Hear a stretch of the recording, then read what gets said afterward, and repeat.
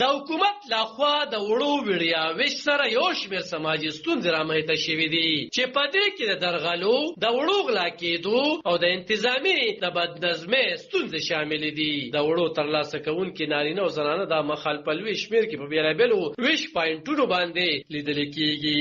دې کې راغلې زنانه وایي چې په کور کې د وړو کمی راغلې دي او سروخلې بروخلې په یو ځای او بل ځای کې ګرځي، خو څوک ورته پیغورونه کوي او څوک ورته دیکې ورکوي. موږ دلته کې 8 بجې بس لکه هغه ځای نه را شروع شوي چې سړو ځای نه هم تپوس کوو، دې ځای نه هم تپوس کوو، هلته کې ودرېږه هلته کې ودرېږه، یو ځای خو هم نه دی. راجله کې لینډ کې ودرېږو واپسې کې بیا لینډ خراب کړي، کور کې وړه نشته دی، خلک سوداګانې روجې ته چې زموږ هېڅ هم نشته دی. نو دا درې توړې د خیر دا خو ورکوي که نه، را تر دې پورې وایي تاسو شرم نشته او ستاسو حیا نشته دی او خو دې ته وګورئ دا ځای پرېږدئ وویځئ. نو هم بس له راځم خو دې له راځو خو لکه د مجبورۍ نه راوتي مجبوري م ده.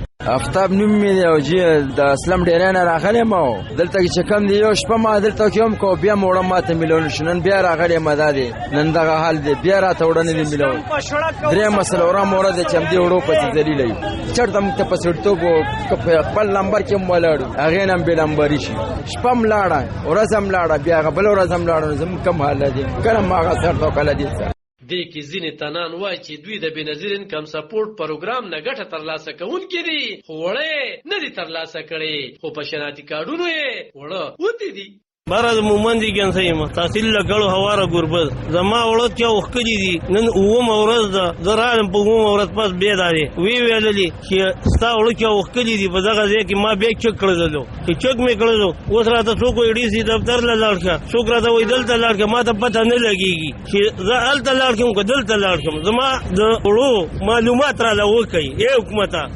هلته مطرې ته لاړو په دغه رنګ روبند کړې په سړک ناست وو، هغې ویل راځي او نه راځي، راځي او نه راځي، راځي او نه راځي. په دې کې دوه ګاډي پولیس والا رالو، مطرې تاڼه سره هغې سره دوه ګاډي پولیس راغله. بس هغې ښځو ورته شکایت وکړو، هغې ورته چې تاسو دا غریبانان خلک په سړکونو کې نولي دي وړه وله نه ورکوي. هغه ګاډي کې واچولو بوتلو، بس مونږ کور ته رالو. اوس زره وړه م راکړل شه چې والله درته پر اوجه خورم چې په ګوتو کې دونه وړه پراتې د سلو مره وړي چې اوس هم په ایمان چې پراتې چې په ایمان ده چې څوک راته رزم چې ورته یې وښیم.